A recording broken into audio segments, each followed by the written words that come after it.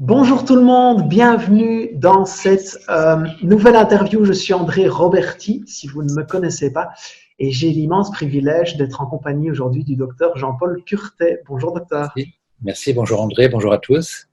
Alors pour ceux qui ne connaissent pas le docteur Jean-Paul Curtet, il est auteur de nombreux ouvrages dans le domaine de la santé. Le docteur Jean-Paul Curtet est un des leaders mondiaux de la nutrithérapie. Il a d'ailleurs fondé un enseignement, je pense que vous avez enseigné à des milliers de médecins, de personnes du corps médical ce qu'est la nutrithérapie. Et j'ai eu le privilège de faire partie de vos étudiants. Ouais. Et ces études ont profondément changé ma vie. Vous avez vraiment une passion avec laquelle vous transmettez votre enseignement qui, moi, m'a beaucoup parlé. Docteur, vous me permettez, mais quand je parle de vous, de manière générale, je vous présente comme le Einstein de l'alimentation. Alors là... Vraiment, parce que vraiment, vous avez une science tellement vaste avec toutes les études que vous parcourez au quotidien. C'est un travail gigantesque que vous faites depuis des années. Et donc, vous avez une connaissance qui est également validée au niveau scientifique qui est juste extraordinaire. Merci beaucoup, ça fait plaisir. Et comme j'ai une admiration sans limite pour Einstein, voilà, ça me fait d'autant plus plaisir. Ok, je ne savais pas. Parce que bon, Einstein a inventé des choses extraordinaires. Bon, moi, j'invente des protocoles, mais bon, c'est pas du même niveau quand même. Oui, et peut-être un parallèle à faire parce que Einstein était aussi un grand philosophe au-delà d'être un intellectuel. Et ce que j'apprécie beaucoup, je me permets de vous le dire parce qu'en plus, on est dans un contexte où vous êtes chez vous, étant donné le confinement, et qu'il y a deux très belles peintures qui sont derrière vous. Il faut que vous sachiez, si vous nous regardez et que vous découvrez le docteur Jean-Paul Curtet, que le docteur Jean-Paul Curtet est aussi un artiste avec un vrai côté artistique. Et ces peintures, vous me disiez juste avant, c'est vous qui les avez faites. Tout à fait. Non, mais là, je fais de la peinture depuis très longtemps. Et là, je suis peut-être plus novateur en peinture qu'en médecine. Mais voilà, ça va faire depuis 67, donc ça va faire 53 ans que je peins. Et j'ai eu la chance, si vous voulez, de faire partie d'un mouvement d'avant-garde qui aujourd'hui est dans les musées. Donc, il s'avère que j'ai des toiles dans des musées. Bon, c'est une autre dimension, c'est autre chose, évidemment. Mais c'est intéressant de vous découvrir aussi par cette dimension-là. Pour ceux qui ne connaîtraient pas ce qu'est la nutrithérapie, vous pouvez peut-être la définir en quelques mots? Donc, si vous voulez, la nutrithérapie, comme son nom l'indique, c'est soigner par l'alimentation. Mais bon, il y a trois niveaux. L'optimisation de ce qu'on mange avec un accompagnement qui relève plus du coaching que du conseil parce que le conseil verbal ne marche pas. On l'a démontré par les études. La deuxième, c'est un peu plus technique, c'est le diagnostic et la correction des déficits et des surcharges en vitamines, en minéraux, mais aussi dans certains autres principes actifs comme les acides aminés qui composent les protéines, ou les acides gras. Et puis, troisième niveau, le plus novateur, c'est très riche, qui est l'utilisation pharmacologique comme des médicaments, des aliments ou de leurs principes actifs, les vitamines, les minéraux, les acides gras, les acides aminés, mais aussi des phytonutriments comme vous connaissez peut-être, comme les polyphénols. Les polyphénols du thé vert ou du curcuma, dont on parle beaucoup, sont en fait des principes actifs qui sont dans les aliments, qui ne sont pas nutritionnels, on n'en a pas besoin pour vivre, mais qui ont des actions qui peuvent être très intéressantes. Docteur, quel est votre regard, quel qu'il soit, scientifique, émotionnel, celui de l'être humain que vous êtes, sur cette crise qui est celle du coronavirus? Comment ça s'est présenté selon vous? Qu'est-ce qui se passe un peu pour l'instant? Si vous voulez, moi, je n'ai pas été surpris du tout parce que j'ai écrit un livre qui s'appelle Immunonutrition, manuel de résistance familiale aux infections. Il y a déjà de nombreuses années qui annonçait ça. Parce que si vous voulez, c'est inévitable. En fait, il y en a déjà eu beaucoup. Il y a d'abord les pandémies qui proviennent d'élevage intensif, la grippe aviaire, la grippe porcine, on en a eu plusieurs. Celle de 1918 a tué entre 60 et 80 millions de personnes. Il y a des grands poètes comme Guillaume Apollinaire qui en sont morts, on appelle la grippe espagnole. Et chaque année, on a eu ça. On a déjà eu le SARS, au Moyen-Orient, il y avait eu le MERS, pour ne parler que des coronavirus, mais il y a l'Ebola, il y a des grippes aviaires, des grippes porcines régulièrement. On a tué il y a 2-3 années 1 million de volatiles dans le Gers, dans le sud-ouest français à cause de ce genre de problème. Là, il vient d'y avoir la peste porcine en Belgique, justement. Bon, enfin, bon, ça n'arrête pas. En fait, c'est commun. Et c'est inévitable du fait de deux infractions qu'on fait graves. Si vous voulez, c'est d'abord des infractions sur le monde sauvage. Au lieu de respecter le territoire des animaux sauvages, on déforeste. Et donc, je vous signale que le sida vient de singes qui ont été mangés dans la brousse. C'est un virus simien qui est le même que le nôtre, le VIH. Il s'avère que les singes ont été adaptés et avaient des défenses immunitaires par ce qu'on appelle les natural killers, qui sont des cellules de globules blancs plus connues contre le cancer, mais qui détruisaient dans les ganglions le virus du sida. Et donc, chez les singes, ne faisait pas le sida. Alors que nous, évidemment, on a vraiment souffert énormément de ça. Ça vient de cette infraction sur le monde sauvage, le non-respect. Et là, c'est la même histoire. Comme vous le savez, c'est le pangolin qui a le virus le plus proche. En Chine, ils mangent un peu n'importe quoi. Il y a des choses plus ou moins permises, plus ou moins interdites, des trafics illégaux. Bon, c'est visiblement ce qui s'est passé à Wuhan. L'Ebola venait aussi d'animaux sauvages. La peste venait des rongeurs. La tuberculose venait des bovins. En fait, toutes les infections qui nous affectent pratiquement viennent d'animaux, ce qu'on appelle des zoonoses, soit d'animaux sauvages, soit d'animaux d'élevage. Et en fait, au néolithique, quand on a commencé à faire de l'élevage, on a commencé à avoir ces grands problèmes d'infection à cause de la concentration des animaux près des hommes. Et ça s'est aggravé de manière absolument considérable depuis la Deuxième Guerre mondiale, puisqu'on fait des élevages à 10 millions de poulets en Chine, à des milliers de bovins, de porcs, qui hébergent ces virus qui mutent et qui peuvent être captables par nous. Et pire aussi, l'usage antibiotique massif chez ces animaux, immunodéprimés parce qu'ils vivent mal, et qui donc véhiculent des bactéries antibiorésistantes. En France, en 2016, ça a fait 13 600 décès. La Covid-19 n'est qu'une expression un peu plus spectaculaire, mais qui finalement n'est pas si grave que ça dans un certain sens. Je vous donne une comparaison quand même un peu navrante, c'est que la pollution aérienne en France tue, selon les études, entre 48 000 et 67 000 personnes de décès précoces chaque année. On est largement au-delà de la Covid-19. Il s'avère que ça choque le monde, que c'est très médiatisé, qu'il y a des gens célèbres ou politiciens qui ont été touchés, mais voilà. En fait, on vit ça déjà depuis très longtemps, toutes les formes diverses d'agression liées au fait qu'on met l'économie avant la santé et l'environnement. Ouais. Et le résultat, c'est ça. Complètement, merci. C'est extrêmement clair et je vous rejoins totalement. Docteur Curtet, donc si je comprends bien, on voit toute cette culture d'élevage qui est mise en place par l'homme, et que dans cette culture d'élevage, de la proximité de ces animaux qui ne sont pas, on les éloigne de leur fonction finalement, on les éloigne de leur nature en permettant cette promiscuité. Et deuxièmement, pour permettre cette culture d'élevage, il y a énormément d'antibiotiques qui leur est donné dans la nourriture, qu'on consomme ensuite dans notre alimentation au quotidien. Donc ça voudrait dire que si on parvient, par une prise de conscience de ce qui est en train de se passer, de se rendre compte de ça et de prendre conscience qu'on a un vrai pouvoir. Parce que si personne n'achetait ces produits, ces entreprises n'auraient pas lieu d'être. Comment est-ce qu'on pourrait encourager cette prise de conscience? Comment est-ce qu'on pourrait encourager de se dire on a un rôle à jouer en tant que consommateur pour vraiment changer le monde et changer cette façon de faire? Merci pour cette question pertinente, André.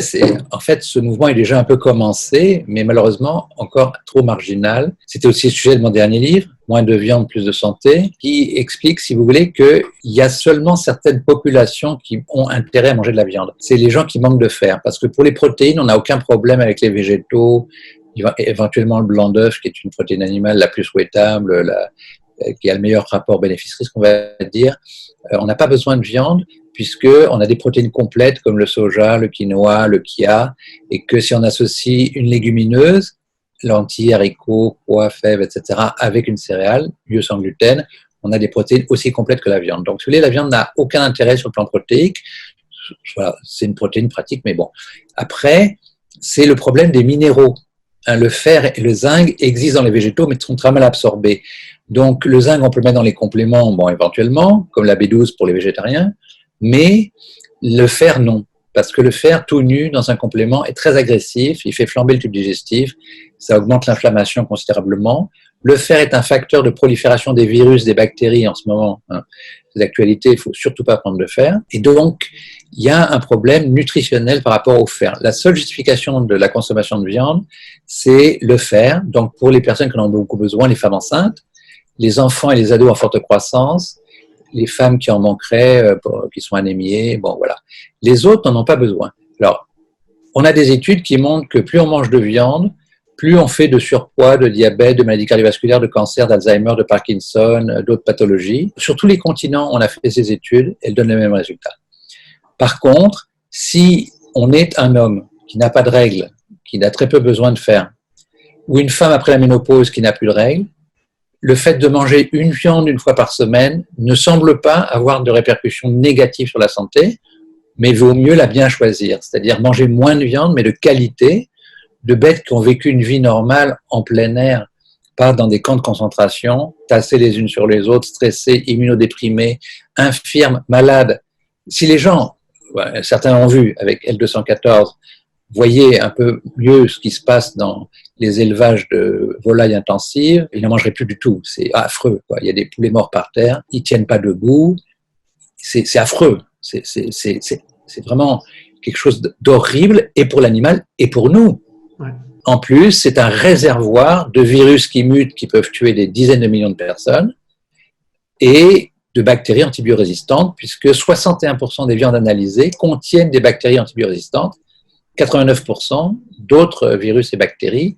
C'est l'aliment le plus pollué, le plus infecté, c'est la viande. Donc, si vous voulez, je pense que ça mène à réfléchir, à faire des choix un peu meilleurs.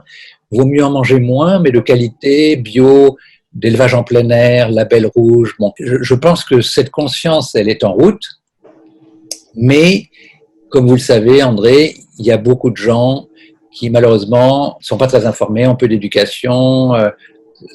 L'éducation à la santé n'est pas incluse dans l'école, ce qui est absolument aberrant, parce que la santé, c'est plus important, on s'en rend compte même pour l'économie maintenant, hein, là, la démonstration est faite. Toutes les connaissances sont sur Internet, mais apprendre à bien manger, à prendre soin de son corps, à faire l'activité physique, à assainir son environnement, à bien dormir, à mieux gérer son stress, ça, c'est des choses qui sont absolument fondamentales pour la santé d'un individu et même sa capacité à travailler.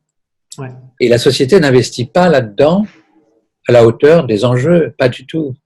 Oui, donc, on le voit d'ailleurs pour l'instant avec les priorités des gouvernements, des politiques, etc. C'est pas un sujet de prédilection de parler de l'immunité, de parler de la santé, de parler de l'alimentation. On parle même pas du renforcement de l'immunité, on n'en parle pas. On parle des barrières, on parle des distances, on parle du vaccin, on parle des tests, mais personne ne parle, ou presque, en quelques exceptions. Mon alter ego aux États-Unis, Dean Ornish, qui dit la même chose que moi. La base, c'est de renforcer ses défenses. Tout le monde ne tombe pas malade.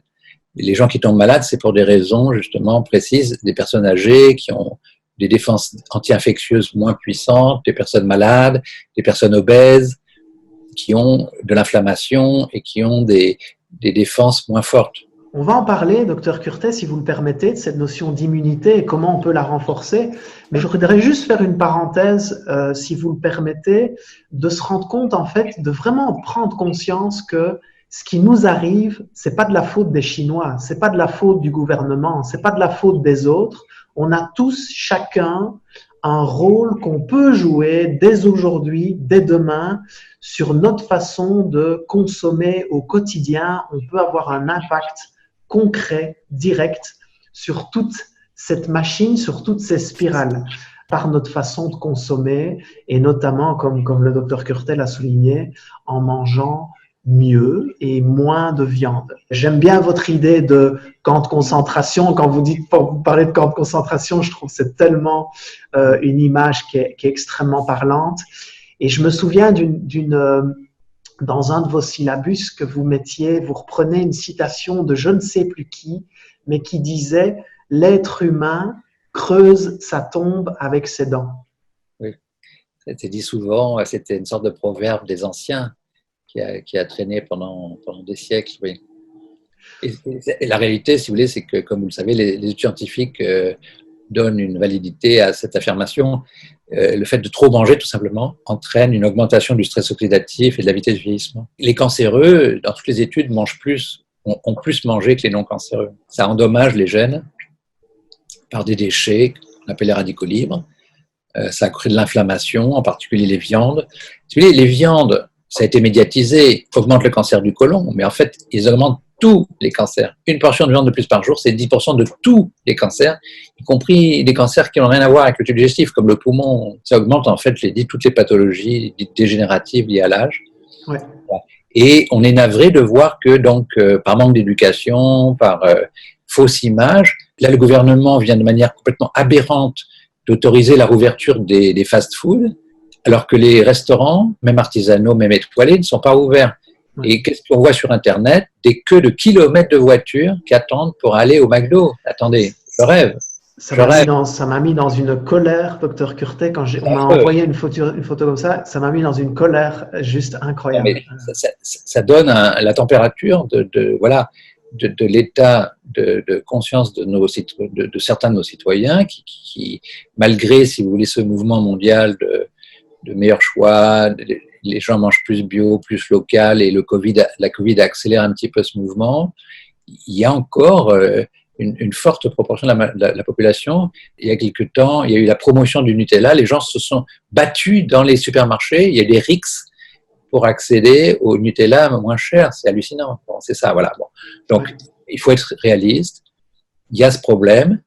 Tant qu'on ne va pas introduire un parcours santé, une appropriation de la bonne alimentation, des outils de bonne santé pour chacun, malheureusement, on a une lacune grave dans nos sociétés qui fait que les gens font n'importe quoi, ils fument, ils bouffent n'importe quoi, ils s'autodétruisent. Mais si vous voulez, vous et moi, nous payons pour ça. Il y a un moment, on en a marre, si vous voulez. Moi, je cotise comme tout le monde à la sécurité sociale, mais je paye pour les fumeurs qui font leur cancer du poumon. Je ne suis pas tout à fait d'accord. Il devrait y avoir un malus, par exemple, pour les mutuelles, pour les gens qui fument. Je suis désolé, ce n'est pas punitif. Ça devrait faire partie d'une politique de santé publique plus saine, où là, il y a un laisser-faire. Bon, je vous rappelle qu'à une époque, on donnait gratuitement le tabac aux soldats. Bon.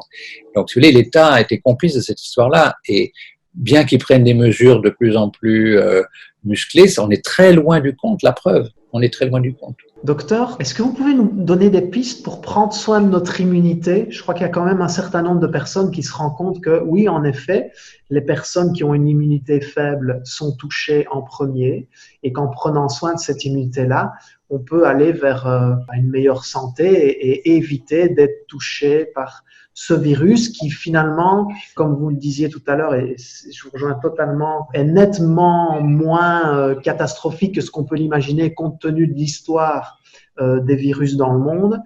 Mais il y en aura encore des histoires comme celle-là, ça c'est évident, c'est certain. Donc comment est-ce qu'on peut faire de la prévention avec tout ça? Mais comment est-ce qu'on peut aussi, au-delà de ce que vous allez nous expliquer et de ce qu'on saura, l'intégrer concrètement dans notre vie? Parce que c'est parfois un peu comme le chien qui se mord la queue, c'est-à-dire que les gens sont confinés, ils vivent des émotions inconfortables, ces émotions inconfortables les fait manger plus, alors que peut-être qu'ils sont au courant qu'ils pourraient manger mieux. Il y a une sorte de cercle vicieux duquel il faut apprendre à sortir.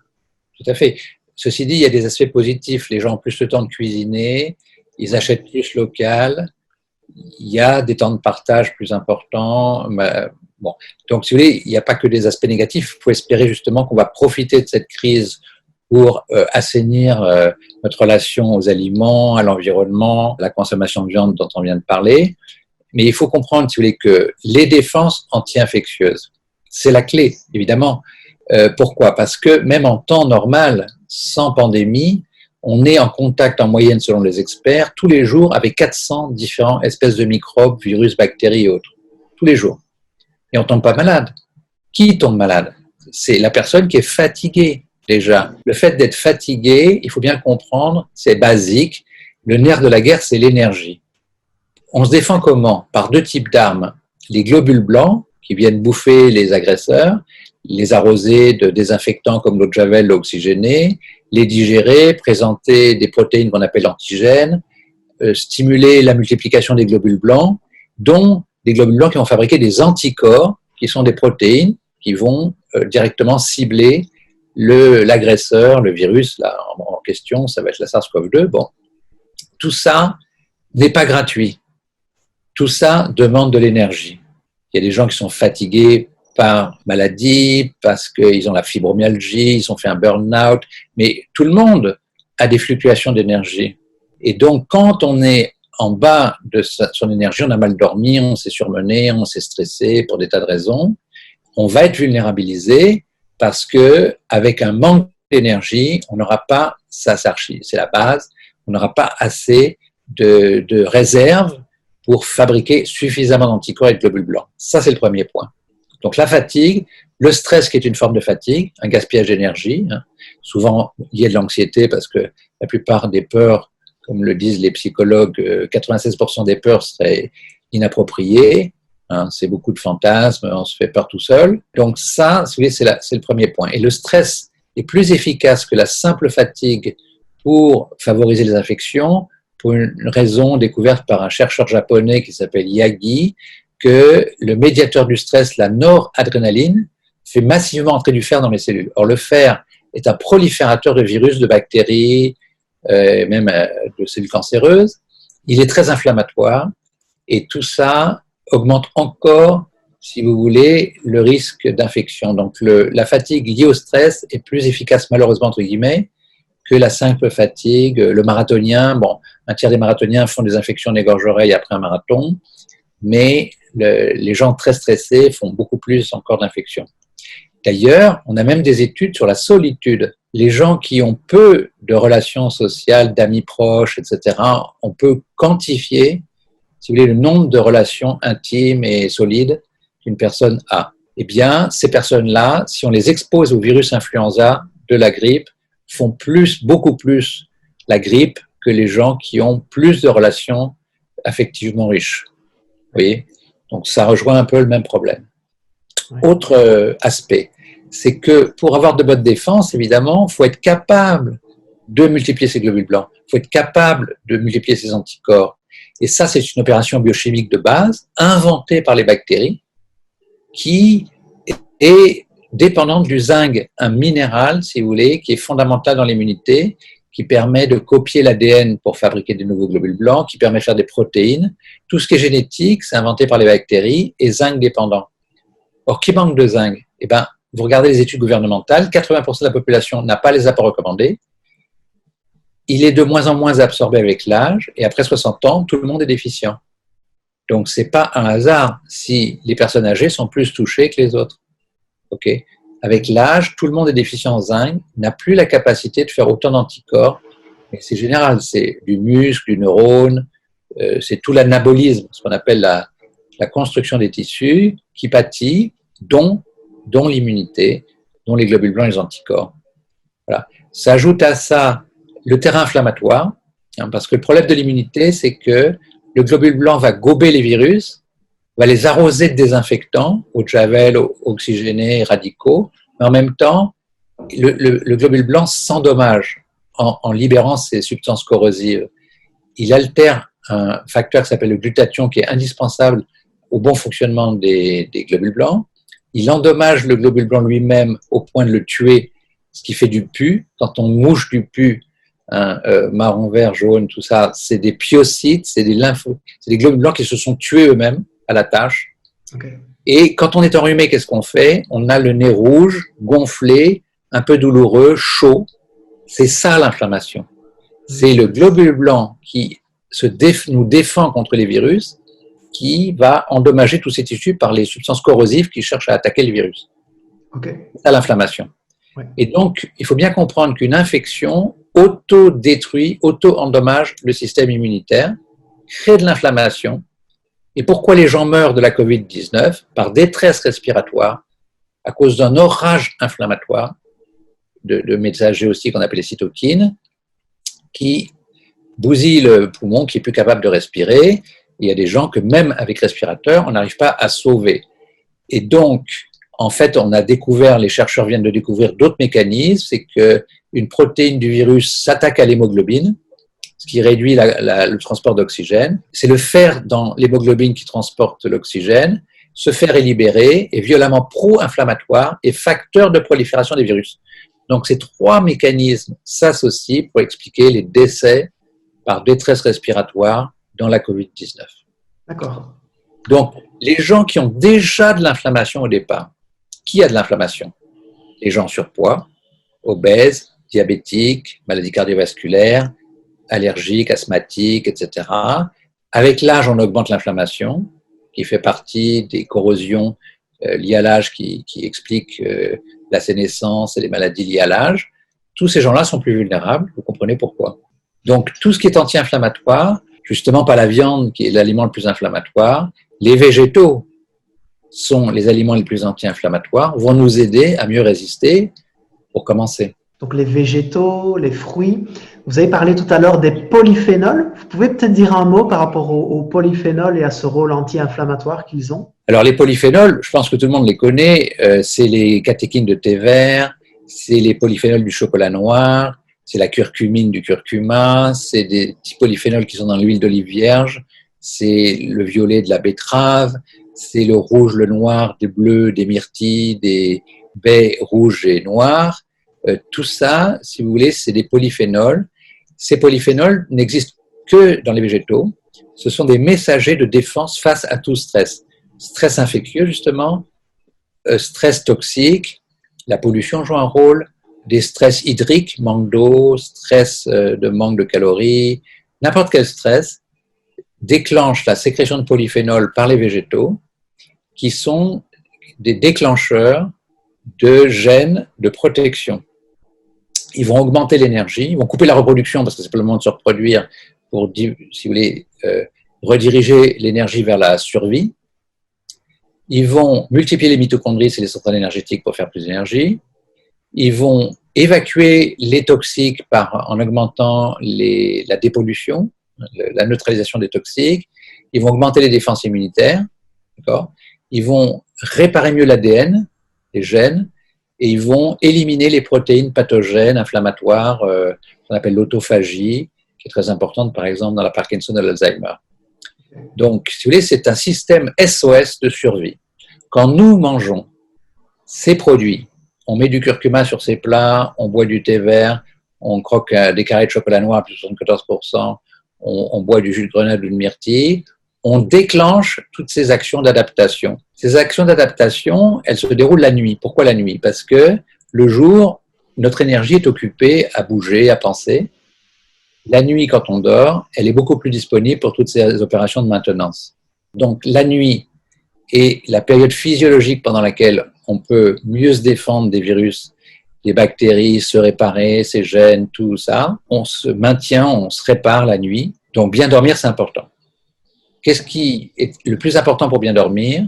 C'est évidemment pas faire d'activités surexcitantes le soir, mais pas manger de protéines animales le soir. C'est très inflammatoire, ça fait flamber l'inflammation et ça empêche les réparations nocturnes. Il faut manger végétarien. Le dîner est forcément végétarien, même si on n'est pas végétarien. Si on mange de la viande, c'est à midi, c'est jamais le soir. Ça, c'est une règle absolue qu'on n'a pas apprise, que moi-même, je n'ai découvert que tardivement. Et bon, il n'est jamais trop tard pour bien faire. Et c'est quelque chose qu'il faut absolument intégrer. Ça n'a un non-sens. C'est autodestructeur de consommer de la viande le soir. Et même du poisson, qui est en plus très pollué.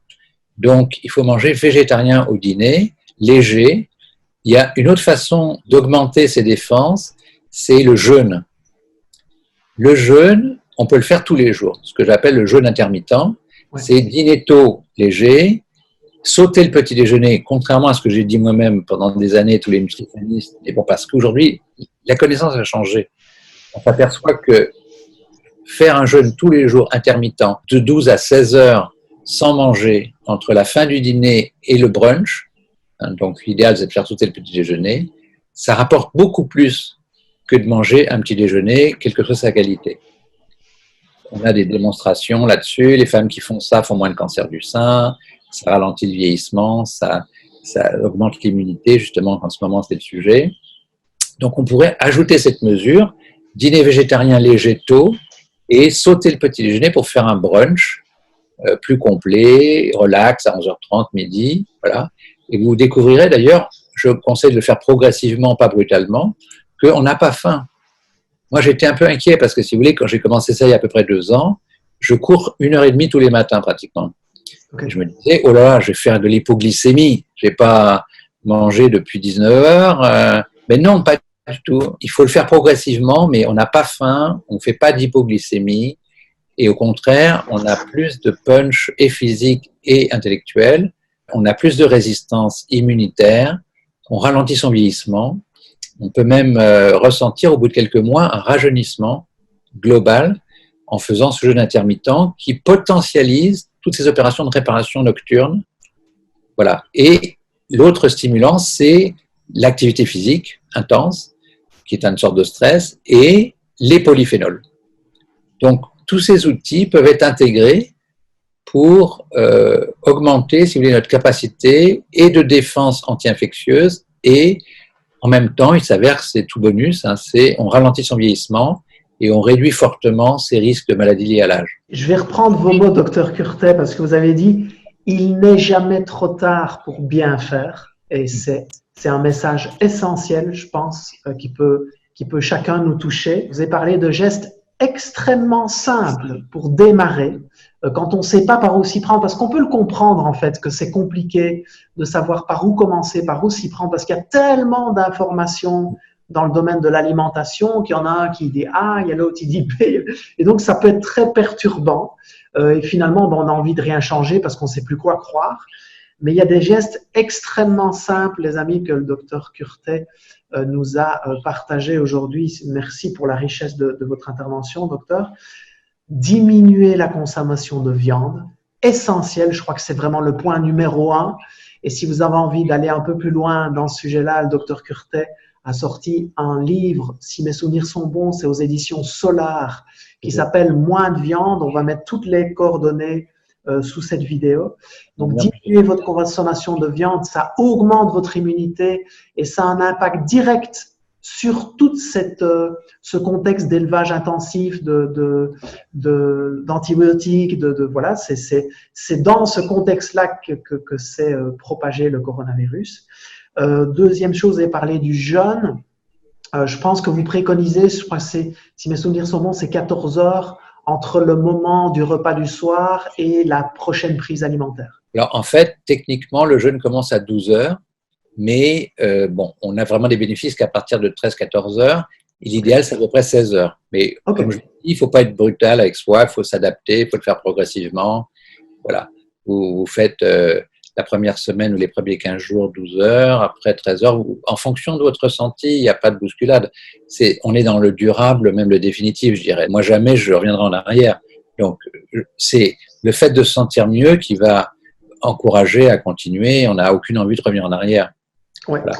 Par ailleurs, j'ajouterais, disons, à ce que vous venez de dire, qu'un autre intérêt majeur de manger moins de viande, c'est que 90% des viandes consommées en Europe sont industrielles, de ces élevages intensifs, pour pas dire de grande concentration, et qui sont nourris en majorité de soja OGM arrosé de glyphosate, issu de la déforestation au Brésil, en Argentine et ailleurs. Ça, c'est calamiteux. C'est calamiteux. D'accord ? Donc, vous voyez que tout est lié. Oui, c'est vraiment... C'est un acte politique, militant, c'est de mieux choisir.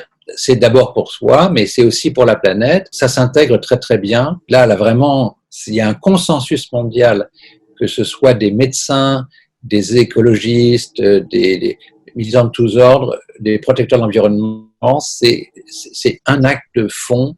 Chacun peut contribuer en faisant ça, et en plus, c'est tout bénef pour soi-même. Complètement. Donc, jeûne idéal de 14 voire 16 heures entre le repas du soir et le prochain repas. Moins de viande. Vous avez parlé de bouger, qui était vraiment essentiel. Et vous avez parlé de polyphénol. Docteur, j'aimerais juste vous entendre encore sur 2 sujets, si vous me le permettez. Un, c'est le sujet des compléments alimentaires. Vous avez parlé de zinc ici dans notre échange, Mais je Voilà. sais qu'il y a un autre complément qui est très cher à votre cœur, qui concerne plus la fatigue et le stress. Vous pouvez nous dire un peu quelques mots parce que je pense que dans les compléments alimentaires, il y a également du bon et il y a également du moins bon. Donc, c'est important de choisir des compléments alimentaires qui ont un vrai impact sur notre santé. Si vous voulez, d'abord, on peut se poser la question, est-ce que les compléments sont vraiment nécessaires? Si vous voulez, à la naissance, c'est obligatoire de prendre la vitamine K. Sinon, on a des saignements parce que le placenta concentre mal les vitamines solubles dans les graisses, ADEK. Après, les pédiatres donnent de la vitamine D contre le rachitisme. Bon, aujourd'hui, maintenant, on sait que c'est toute la population qui doit recevoir la vitamine D l'hiver parce qu'il n'y a plus assez de soleil pour faire de la vitamine D. Bon, donc ces compléments, il faut les valider. Il ne s'agit pas de prendre n'importe quoi, d'accord? Là, ce que je vous entends évoquer, bon, avoir du zinc qui n'est pas apporté, comme le montrent les études, suffisamment et encore plus chez les personnes âgées, donc qui relèvent d'un complément. C'est pareil pour les végétariens qui prennent souvent de la B12 mais ils ignorent le zinc et ça c'est un problème. Ça sert à rien de prendre un zinc. Il faut prendre, si vous voulez, un complément généraliste qui contient tous les minéraux et les vitamines compatibles sans faire, on l'a vu le fer, c'est un proliférateur de bactéries, de virus et c'est très inflammatoire. Le fer tout nu c'est inacceptable, ça devrait être interdit dans les compléments. Sinon il y a des radicaux libres dedans, ça détruit la vitamine C, etc. Ça va pas du tout. Donc, il y a des critères de choix, si vous voulez, de ces compléments, sans fer ni cuivre, avec des minéraux biodisponibles, la forme naturelle de la E. Bon, aujourd'hui, il y a des nouveaux compléments mis à jour avec du coenzyme Q10 pour remonter l'énergie, le magnésium que vous évoquiez aussi. Bon, le petit problème avec le magnésium, si vous voulez, c'est que dans le complément quotidien, il y a un peu de magnésium, mais pas suffisamment pour optimiser l'énergie. Et en plus, si vous voulez, le magnésium, c'est le minéral qui catalyse toutes les opérations pour fabriquer l'énergie, sans exception. Quel que soit le carburant, le sucre, des acides gras, des acides aminés, ils doivent faire une pile moléculaire qui s'appelle ATP, et chaque étape, sans exception, est magnésiodépendante. Alors, de nouveau, si on se réfère aux études, les gens ont autour de 200 mg de magnésium par jour, il en faudrait 400 pour ne pas faire de carence. Avec le stress, ils en perdent dans les urines de 100 minimum à 200 mg par jour, et certains beaucoup plus. Ils sont hypersensibles, plus artistes, plus réactifs au stress, etc. Donc, si vous voulez, c'est ça l'intérêt du complément. C'est uniquement, quand on ne peut pas le faire uniquement par l'alimentation, c'est prouvé pour la vitamine D, pour l'iode, c'est vrai aussi malheureusement pour le zinc et pour le magnésium, pour la B6, pour la E, quelques vitamines et quelques minéraux ne peuvent pas techniquement être apportés par une alimentation même bien choisie. L'alimentation bien choisie reste la base incontournable, mais dans ce cas-là, techniquement, il faut de la vitamine D, par exemple l'hiver, du magnésium 2 à 3 fois par jour, par contre, parce que le magnésium, il doit rester stable. Si vous prenez votre magnésium le matin, il va monter dans le sang, il va passer dans les urines, et vous allez avoir une dépression de l'énergie dans la journée, c'est pas bon. Donc l'idéal, c'est pour 3 prises par jour. Donc le complément généraliste quotidien, je ne sais pas si je peux citer le nom, mais bon, parce qu'ils sont plus ou moins mis à jour. Parfois, docteur, on dit, mais André, comment est-ce que tu fais avec ton énergie, etc. Ben, c'est très simple. Je mange très peu de viande, je fais très attention à mon sommeil, je fais des siestes tous les jours. Je bouge, je vais marcher, courir tous les jours. Je suis connecté à la nature au quotidien et j'ai ces petits sachets, magiques. Voilà. Alors ça, c'est en effet un des compléments les plus à jour. Un Multigénix, dans toute la gamme, il y a de junior à senior. Bon, le senior, c'est le plus complet. En France, c'est Multidine, c'est le même produit. Et vous avez un produit encore plus à jour qui est sorti plus récemment, qui s'appelle Physiomance Multi, de TerraScience. Bon, on a rajouté 100 mg de coenzyme Q10, de nouvelles formes de certaines choses. Bon, l'astaxanthine, qui est un caroténoïde différent, qui est aussi cardioprotecteur, des tocotriénols. Bon, chaque année, il y a des nouvelles études qui permettent d'optimiser encore un peu plus. Donc, il est très très bien. Il y a encore un petit peu mieux, si vous voulez, le Physiomance Multi de TerraScience. Mais, comme je l'ai dit pour le magnésium, en une prise, ça va vous faire votre magnésium du matin, mais pas celui du soir, parce que voilà, ça sert à rien d'en prendre deux. Il vaut mieux prendre un magnésium tout seul le soir. Bon, vous le connaissez, André, soluble dans les graisses avec la taurine pour mieux le retenir. N'oubliez pas la vitamine D pour l'immunité. La vitamine D, c'est essentiel pour différencier les globules blancs. Donc, si vous n'avez pas pris cet hiver, c'est vraiment le moment d'en prendre. Là, bon, l'idéal, c'est de faire un dosage plasmatique, mais c'est un peu compliqué avec le confinement. Donc, si vous n'avez pas pris de vitamine D cet hiver, il faut en prendre pas mal. Idéalement, c'est le médecin qui prescrit les 100 000 unités. Sinon, vous prenez 20 000 unités par semaine avec des graisses le soir, ça marche mieux. C'est essentiel pour l'immunité. Après, ce qui est le plus important pour l'immunité, c'est le carburant des globules blancs. Ce carburant s'appelle la glutamine. C'est une particularité des globules blancs. La plupart de nos cellules utilisent le glucose, le sucre, comme fuel, et si on fait beaucoup d'efforts, des acides gras. Des acides gras polyinsaturés qu'on appelle oméga 3. Les graisses saturées, du beurre, du fromage, etc. ne sont pas brûlées, elles sont statiques, donc ça fait de la graisse, mais ça ne fait pas d'énergie. Bon. Ouais. Par contre, les globules blancs, ils n'utilisent pas le glucose, ils n'utilisent pas les oméga 3, ils utilisent la glutamine, un acide aminé qui se trouve dans le muscle. C'est pour ça que quand on est infecté, on maigrit. Parce que les globules blancs envoient un message pour détricoter le muscle, pour libérer la glutamine au profit des globules blancs. C'est pour ça que les sidéens meurent de maigreur, et aussi tous les gens dont les globules blancs sont très stimulés, comme les cancéreux, ils meurent de cachexie, ils n'ont plus de muscles. Et quand on n'a plus de muscles, on n'a plus de réserve en glutamine, donc on meurt de n'importe quoi, on est hyper vulnérabilisé. D'où l'intérêt, quand on a une infection ou pour remonter l'immunité, de donner directement la glutamine plutôt que de détricoter son propre muscle. Et c'est aussi un intérêt de l'activité physique qui augmente la masse musculaire. Si vous augmentez votre masse musculaire, vous augmentez aussi votre capital glutamine et votre capacité à résister, à fournir de l'énergie à vos globules blancs si nécessaire. Mais l'idéal dans les compléments, dans une situation de pandémie comme maintenant, ou si on veut renforcer une personne âgée à l'entrée de l'hiver, en situation normale, les gens qui ont des vulnérabilités aux infections, les diabétiques, etc., c'est de prendre cette glutamine. Ça existe en sachet, ça s'appelle Physiomance Nutristim, c'est des sachets à 7,5 g, c'est des fortes doses qu'on n'atteint pas par l'alimentation, d'accord ? Okay. Donc, c'est pour remonter son immunité. En ce moment, moi, j'en prends un le matin, un le soir, parce que j'ai pas envie de tomber malade, bon, même si je sais que, comme je suis résistant, je vais pas faire une forme grave, mais bon, ça m'embêterait quand même, d'autant plus que si vous la chopez, vous êtes contagieux pour les autres, enfin bon, ça pose plein de problèmes. Je m'occupe de mon fils qui est le plus jeune en ce moment, j'ai pas envie qu'il soit malade non plus, donc si vous voulez, je préfère éviter et donc je prends en ce moment, et tant que le virus va circuler, je vais prendre 7,5 g le matin, 7,5 g le soir, et je prends aussi de la vitamine C. Alors la vitamine C, c'est un peu plus technique aussi, c'est 125 mg toutes les heures, et on peut prendre le double en fin de repas, 250 mg. Voilà. Okay. Les formes de vitamine C sont valables, sauf la vitamine C effervescente, qui est avec du bicarbonate, ça fait pchit, mais bon, comme la vitamine C, c'est un acide faible, l'acide ascorbique, ça la détruit, c'est une stupidité. Bon, mais sinon, toutes les autres formes de vitamine C se valent à peu près. Par contre, c'est le timing, là. C'est un peu astreignant, il faut y penser. Toutes les heures, 125 mg, 250 à la fin des repas. Ça, c'est un peu la base pour donc renforcer ses défenses, si vous voulez, par rapport à ces risques actuels. Formidable. Merci beaucoup pour votre message, docteur. Donc finalement, les amis, encore plus efficace que n'importe quel masque, encore plus efficace que 2 mètres de distanciation sociale. Et si on promet le ferme engagement de manger moins de viande, c'est un geste fabuleux pour nous, pour notre santé, pour notre immunité, pour la planète, pour éviter que ce qui se passe pour l'instant se répète à nouveau. Sinon, on ne fera que répéter l'histoire. Docteur, je peux juste encore vous interroger.